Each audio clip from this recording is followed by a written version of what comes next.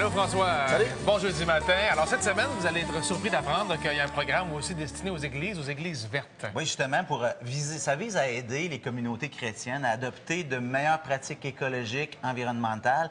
Ça se fait sous trois volets, la spiritualité, la sensibilisation et l'action. On regarde le reportage.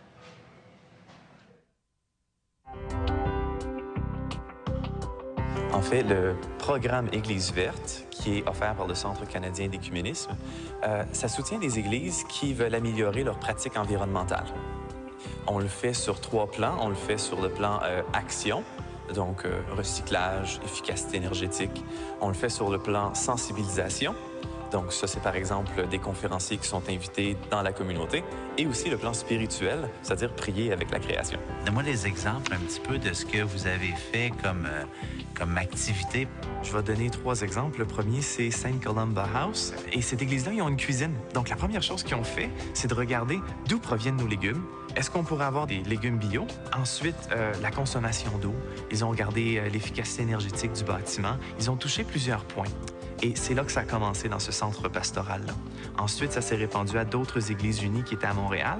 Donc, l'église Saint-Charles, c'est devenu l'une des églises vertes. Ils ont des voitures de communauto qui sont stationnées juste à côté. Ils ont du compost également, une friperie. Puis, finalement, l'autre église, c'est l'église Saint-François d'Assise. Le fait qu'on ait paroisse Saint-François d'Assise, c'est déjà très inspirant parce que Saint-François est vraiment un environnementaliste, un écologiste. Et puis ensuite, il y a des projets qui étaient déjà en route. Par exemple, ça fait des années que dans les paroisses, on fait du recyclage de vêtements. C'est déjà impressionnant. On a, pour une 2e année, un projet d'agriculture urbaine sur le stationnement de l'église. Et puis, on a aussi restauré l'église et on est devenu capable d'économiser un peu plus d'énergie. Et nous, comme Église, on veut être solidaires de ce grand mouvement, dans le fond, de prendre soin de la nature. On a tendance à imaginer que les églises se vident, mais il y a encore des centaines d'églises au Québec qui ont des centaines de paroissiens. Ça fait un grand bassin de personnes qui vivent une vie communautaire, qui cultivent une spiritualité. Donc, les amener à faire un pas de plus pour qu'ils puissent avoir une sensibilisation environnementale, c'est presque facile.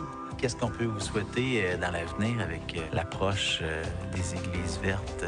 Le plus grand souhait du programme Église verte, c'est de pouvoir réunir un grand réseau d'églises partout à travers le Canada qui prennent position par rapport à l'environnement, que face à la crise écologique, tout cet ensemble de chrétiens-là qui se trouvent au Canada puissent se rallier pour cette cause-là, parce que c'est l'héritage qu'on laisse à la future génération. Encore une fois, montre un exemple et à ceux et celles de le suivre s'ils en ont envie. Absolument.